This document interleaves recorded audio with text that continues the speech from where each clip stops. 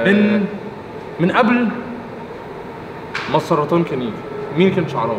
فجأة خد باله ان انا عندي حاجة في رقبتي هنا كبيرة شوية. انا مكتوب في اول سايت اتس ا تايب اوف كانسر، بيجي في نوع سرطان بالظبط. ابتديت اخش المستشفى كل يوم تقريبا. الدواء ابتدى يهاجم ويبوظ الاجهزة بتاعت السمع او الاعصاب. المرض رجع تاني بشكل اجريسيف اكتر. عملت التشيك اب بتاعي عادي زي ما بعمله كل 3 شهور. لقيت تيومر قد كده او ورم قد كده منور في الاشعة. ازيكم يا جماعه؟ النهارده قصه جديده وحلقه جديده وقصه كفاح قويه جدا. معانا النهارده، عرفنا عن نفسك. اسمي عمر شعراوي. النهارده performance coach في Ignite Egypt. قبل كده كنت 2 times cancer survivor. يعني ايه 2 times cancer survivor بالعربي عشان ممكن حد ما يفهمهاش؟ اوكي. مريض سرطان متعافي مرتين في ال3 سنين اللي فاتوا. في 3 سنين اللي فاتوا. مين كان شعراوي؟ انت عندك كام سنه اولا؟ انا عندي 26 سنه النهارده. بسم الله ما شاء الله، 26 سنه. قبل كده خالص في الاول نرجع 2013 مثلا 2014. تمام. كنت في الجامعه، كنت دايما شخص في كل ستودنت اكتيفيتيز وموجود اول اوفر ذا بليس، دايما هتلاقيني في كل حته في الجامعه. عندك صحاب كتير؟ كل حاجه عندي الحمد لله صحاب كتير. بحب ابقى موجود دايما في اي حاجه بتحصل تبع الجامعه او بره الجامعه او جوه الجامعه. كتبت لنا الورك اوت. بالظبط. كنت الورك اوت في شويه في الاول هنعمل كده ورم اب او بيلر بريب. في الاول هنعمل حاجات بالميني بانز، لاترال ووكس. تمام. نعمل جلوت اكتيفيشن، بعد كده كور ورك فور سم بيلر او كور اكتيفيشن، بعد كده نخش بقى في التمرين. انت ده ممكن مبتدئين بيبتدوا بالكلام ده؟ ممكن مبتدئين يبتدوا بالكلام ده، في منه بقى كذا ليفل. تمام. احنا عاملين يعني ادفانس ليفل شويه النهارده لينا. اوكي. لجو ادفانسد لجو. طبعا انا ادفانسد يا جماعه، انتوا عارفين. انا كنت الاول بلعب كوره وانا بروفيشنال ليفل يعني. ما شاء الله. كنت بتلعب انهي بوزيشن؟ كنت بلعب هاف رايت وباك رايت. عاش زي يعني بالظبط. كنت واخد الجنب اليمين ده كله تقريبا. بتاعي الجنب بتاعي. عاش. يلا، ايه دول بقى شعراوي؟ اوكي. دول ميني باندز يوجوالي بنحطهم في رجلينا او ممكن في ايدينا كمان. تمام. يعملوا شويه ريزيستنس وبيخلوا نستخدمهم مينلي في الورم اب في الاول خالص. بالظبط، او في التسخين. ممكن يستخدموا في كذا حاجه. ممكن يبقى في حد مصاب بيشتغل بيهم، في حد لسه بادئ خالص يشتغل بيهم.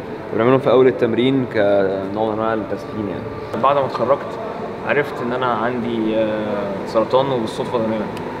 بالصدفه جدا. بعد مثلا سنه ونص او سنتين كان عندي وانا ما كنتش عارف. بالظبط. نزل شويه تحت. اوكي. طيب 6.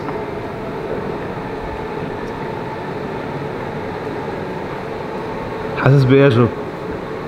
انا لسه بفكر في التمرين اللي هتيجي اصلا النهارده. ومبسوط جدا. ده لسه في ليجز يا برو. في رجلين النهارده. فانا مبسوط قوي. عرفت ازاي؟ كنت يوم عند دكتور بتاع تشخيص حاجه تانية اصلا خالص.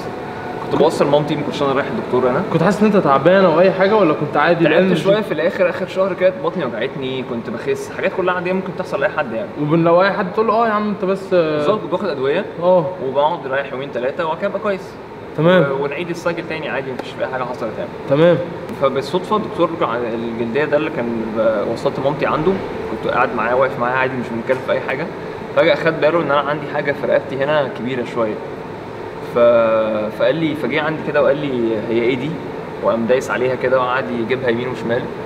فقلت له دي حاجه بقى لها كتير يعني، بقى لها سنه 10 وانت ولا سالت فيها ولا اي حاجه؟ كنت بروح الدكتور بقول له ايه دي، بيقول لي ده انفكشن، وكنت باخد انتيبيوتكس لحد ما خلاص لمده سنه ونص انفكشن. سنه ونص مثلا. وما كانتش بتوجعني، ما كانتش بتضايقني، ما كنتش حاسس بحاجه. فقلت خلاص يعني ما كبرت دماغي بصراحه شويه. طيب نعمل حاجتين باك تو باك. نعمل في الاول لو بلانك، واحنا عاملين لو بلانك هنعمل بانشز لقدام. هتفهموا كل الكلام ده هتفهموه دلوقتي يا جماعه عشان ايه؟ تمارين للبطن للكور، صح؟ للكور بالظبط. اكتيفيشن لكل المكان، لكل الحته دي او للجسم كله بصفه عامه. بعد كده نعمل سايد بلانك، هنبتدي نخش بدل ما احنا في فرونتال او بنشتغل لقدام بس، هنبتدي نشتغل جانبي شويه وكل الحاجات اللي الجنب. تمام. بس قلت له ده ممكن يكون ايه؟ قال لي لا مش هقدر اقول لك، ما اعرفش مش عارف. ممكن نشوف في هنا في هنا علامه منها شويه، ما اعرفش لسه باينه ولا لا. موجوده شايفينها. هي هنا تقريبا. ايوه. وفي واحده الناحيه الثانيه تمام. somewhere هنا. تمام. بس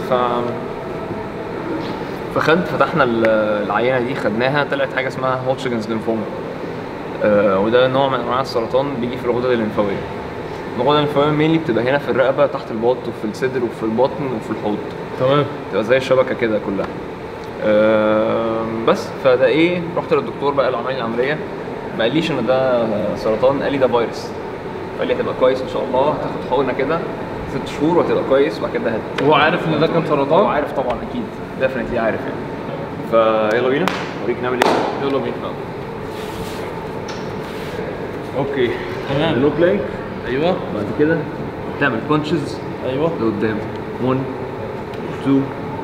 مهم قوي ان وسطك ما يتهزش، ما تروحش يمين وشمال، خليك دايما وسطك باصص لقدام. بالظبط. حلاوتك لسه يا لاعب جو، باي امبارح اصلا. حلاوتك. باي قفشه، في باي النهارده خلي بالك. وكتاف لعبت امبارح برضه، ولعبت انت كداب. بيتلكك على فكره، بيتلكك. بيحاول ينزل الاكسبكتيشنز شويه. لعبت باي من 4 ايام. عاش. كام عدى؟ نعمل 10. 10 الايدين 10 يعني 20 توتال ولا 20 توتال؟ بعديها بيومين 3 4 كده قاعد بفتح الانترنت، فتحت كتبت هوتشكنز ليمفوما، كتبت الحاجه اللي هو الهالي دي اللي مكتوبه في الورقه، فلقيت انها مكتوب في اول سايت اتس ا تايب اوف كانسر، بيجي في نوع سرطان. بالظبط، او نوع سرطان بيجي في الغدد الليمفاويه او في الجهاز الليمفاوي بصفه عامه. فقلت لا ده اكيد حاجه مش ده اللي عندي. مش صح، لا أيوة اكيد انتوا في حاجه مخبينها عليا. فرجعت دوست باك، دخلت في اللينك اللي بعده، لقيته نفس الكلام بس بديتيلز اكتر وتفاصيل اكتر. فلقيت ان ده حقيقي، فطبعا ما صدقتش، فضلت شويه قاعد رافض الموضوع، مش فاهم ده حقيقي ولا لا.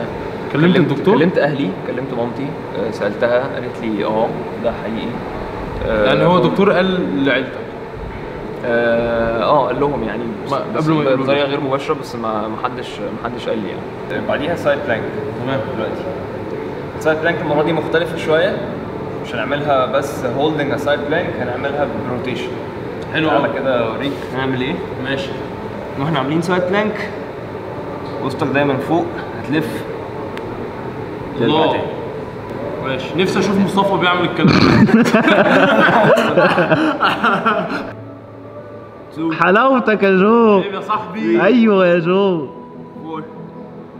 بيسموني يوسف فانكشنال اصلا. احساسك كان ايه؟ بص، احساسي كان ان انا كنت مش مصدق بصراحه اللي بيحصل، لانه كان ثالث سنه يحصل حاجه. يعني انا كنت في 2011 كنت قريب من والدي جدا، توفى اول ما دخلت الجامعه. بعد كده اخويا الكبير اكبر مني تقريبا ب 14 سنه، كنت قريب منه جدا برضو بعد ما بابا توفى، لان هو كان اول واحد اقرب ليا، توفى 2013 الله يرحمه. فبعد كده 2015 عرفت انه جالي كانسر، فحسيت اللي هو لا بقى في ايه؟ اكيد مش كده بقى، كله ضرب. فاللي هو ما كنتش فاهم قوي اللي بيحصل، يعني كان عندي رفض شويه، ما كنتش عايز اتعالج، ما كنتش عايز اخش الموضوع، كنت خايف جدا منه. كنت فاهم ان الدواء اللي هو الكيموثيرابي او العلاج الكيماوي ده هيبوظني تماما زي ما الناس بتقول يعني. 7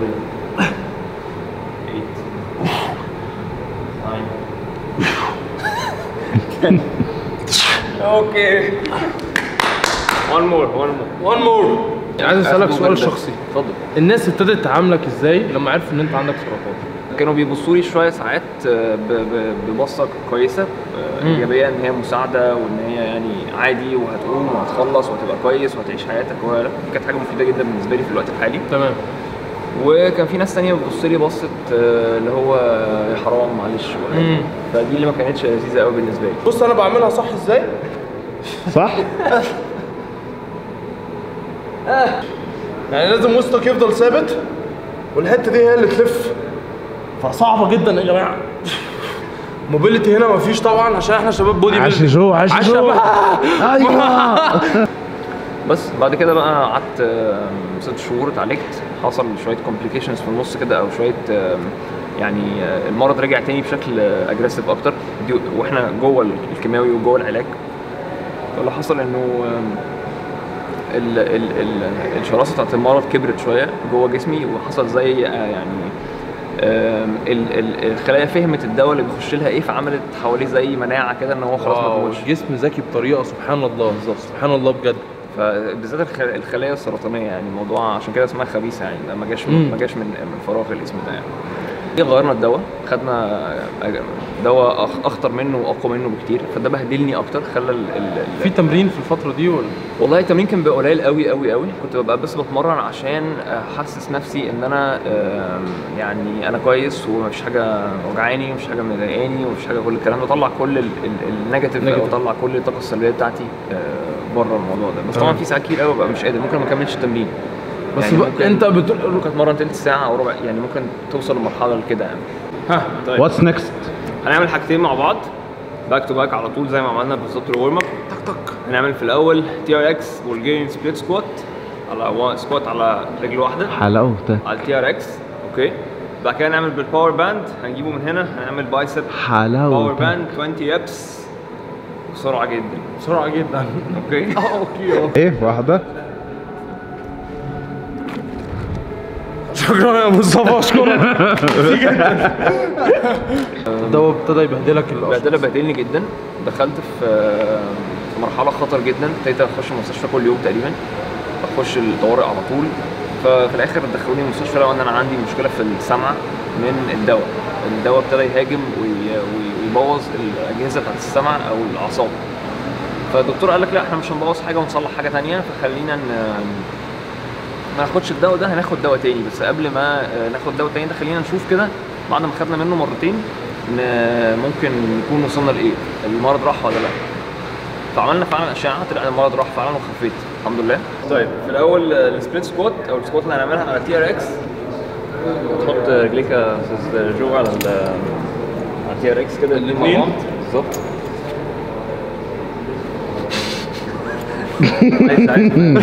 معونه جو اهي حبيبي يا برو. تيفا انت صاحبي الاول، وري وشك كمان مره عشان خاطر مصطفى يا جماعه. يلا بينا. والنهارده هنلعب رجلين بالليل. ربنا يستر. واحد اثنين. الكور قوي جدا. ايه ده انتوا ماسكين نفسكم زي ما انا ماسك نفسي بالكور نفسك كويس جدا بالظبط. عايش قوي. عايزني امسك ايدك؟ لا انا تمام. انا ماسكك عشان ما تقعش. انا اهو عايش قوي. برافو انت عاجبني قوي. خرجت منه، قعدت فتره نقاهه، فتره 3 شهور تقريبا في البيت. الاكل بريستريكشنز، النزول بكمامه، المناعه برضه لسه مش كويسه، كانك لسه مولود فريش، ما ينفعش تعمل اي اكتيفيتي سهله، ما ينفعش اتمرن. سالت الدكتور بتاعي ينفع اتمرن؟ قال لي ما ينفعش. على فكره يا جماعه بجد حاجه بتساعدني ان انا اركز في نقطه واحده بعيد ثابته، وان انا اطلع وانزل. انا كل ده كنت بعمل لكم ان انا مش جامد، بس انا اصلا جامد. هنشوف.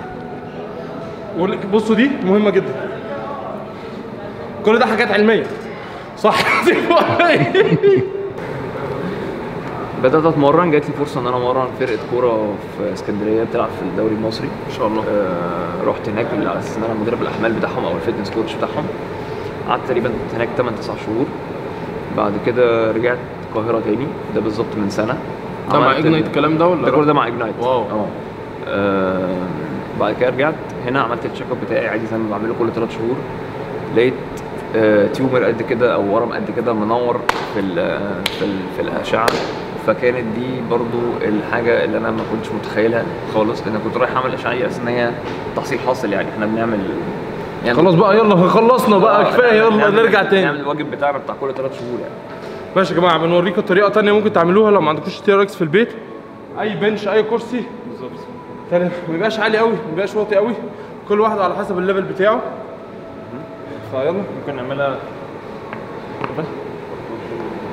تمام. انزل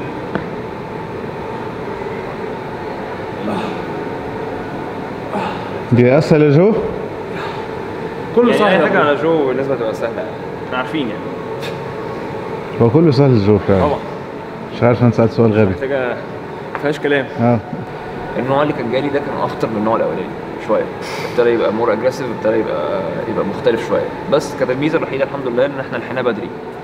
انا الاول في الاول خالص قعدت 2 تقريبا او سنه ونص عارف يعني ما اعرفش ان انا عندي حاجه. بعد كده المره دي كانت ستيج 1، كانت لحقتها في الاول، كانت يعني كان سرطان من الدرجه الاولى. اللي قبل كده في الاول خالص كان من الدرجه الرابعه، كان اخر حاجه خالص. فكان يعني ده كان بالنسبه له لعب عيال ستيج 1 يلا بينا هنخلص حاجة بسرعه. بسيطة يعني. الكلام ده 2017. الكلام ده 2018. 18 من قريب جدا. وخلصت في رمضان اللي فات. ده كانت اخر جرعه كيموثيرابي اخدها.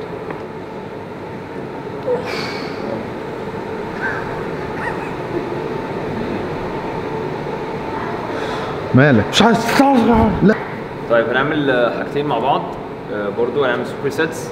هنعمل الاول ديد ليفت، بس هنعمل ديد ليفت المره دي بتيمبو. هنعمل واحنا نازلين تحت، هننزل 1 2 3 4 اب 1.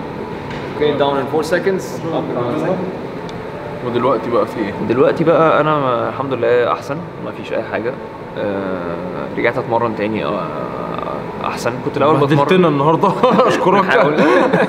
لا بس انت كنت جامد النهارده. كان باين. 1 2 3 4 up 1 2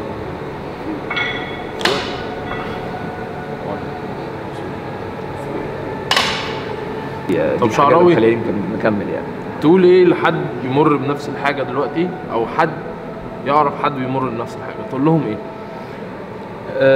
قلت لهم هنا اقول لهم ان كل حاجه من الحاجات دي بتعدي، سواء انت عندك كانسر، عندك سرطان، عندك اكتئاب، عندك اي حاجه مرض مكمل معاك او مرض صعب.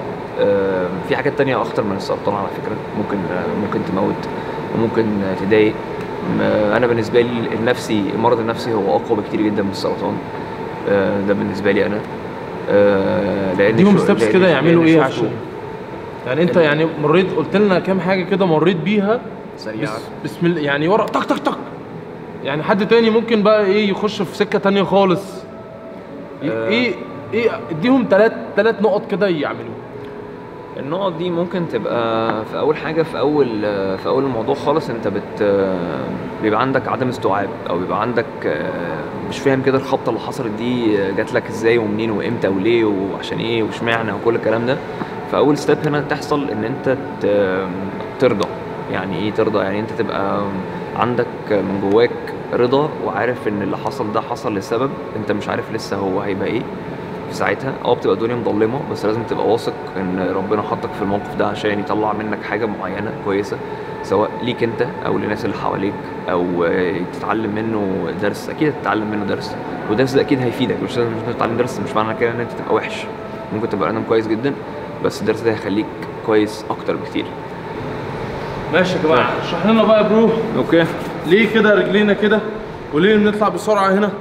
ليه التمرين مختلف شويه. الديد ليفت بنعملها بتيمبو عشان نحط المصل اندر تنشن اكتر وقت، يعني واحنا نازلين دايما كنترولينج تحت ضغط، كنترولينج اكتر الويت واحنا نازلين كويس قوي قوي قوي قوي. فبنحط العضله تحت ضغط ان هي تعرف تمسك نفسها جدا في الوقت اللي احنا حاطينه، سواء 3 ثواني 4 ثواني، ممكن تعمل 5 ثواني او اكتر. فكل ما بتزود تايم اكتر كل ما بتحط العضله تحت تنشن جامد قوي، او تبقى شد على طول عشان تبقى قادره ان هي تزود ويتس بعد كده في الاول. ده مين بيساعد اكتر انت لما تعوز تكبر العضله في الغالب. ده بيحصل كده بالنسبه للفانكشنال تريننج. نيجي بقى للسايكلست سكوات. سايكلست سكوات حطينا كعبنا شويه على اليفيتد بليت كده، او على حاجه عاليه شويه، عشان لما نيجي ننزل تبقى اكتر مركزه على الركبه، نعرف ازاي نستيبلايز او نثبت الركبه في وضع صعب جدا. فبالتالي بنشغل اكتر جزء او اكتر عدد من العضلات اللي في الكوادز عشان تبقى ماسكه الركبه كويس جدا في البوزيشن الصعب ده. وبنحطها تحت ضغط 3 ثواني عشان نخليها تبقى اصعب شويه، او نخلي العضله تحت ضغط اكتر، which ده بيساعد اكتر ان احنا نعرف نكبر العضله بسهوله. تاني ستيب ممكن تبقى ان انت يبقى عندك اليقين ان انت تبقى عارف ان انت بعد ما ترضى وتوافق باللي حصل لك ده ان انت هتعرف هتعديه بمساعده كل حاجه حواليك، بمساعده نفسك. اولا نفسك. ربنا طبعا فوق كل شيء. نفسك، الناس اللي حواليك هتساعدك، ولو الناس اللي حواليك ما ساعدتكش، نفسك زي ما قلنا هي اول حاجه. ففي ناس كتير ما عندهاش يمكن الناس او السبورت او المساعده بتاعتها الخارجيه، بس في ممكن ناس يروحوا يقروا حاجات اونلاين. طيب ممكن يقروا حاجات اونلاين، ممكن يحاولوا يعملوا اي حاجه بتخليهم مبسوطين. في ناس بتنزل تشتري حاجات، في ناس بتنزل تلعب رياضه، في ناس بتنزل تتمشى، في ناس بتنزل تقعد في الشمس، في ناس بتقعد تقرا، في ناس بتقعد تسمع ميوزك، في ناس بتقعد ترسم. كل واحد بيطلع الطاقه بتاعته بشكل مختلف على حسب كل واحد بيحب ايه وما بيحبش ايه. ماشي ريدي. اوه في هوا هنا يا جماعه. ايه بسرعه جو، عايز تساعد عشان يلا بسرعه جو. 30 ثانيه بس. ماشي. ايوه ها جو 2 ها بوم.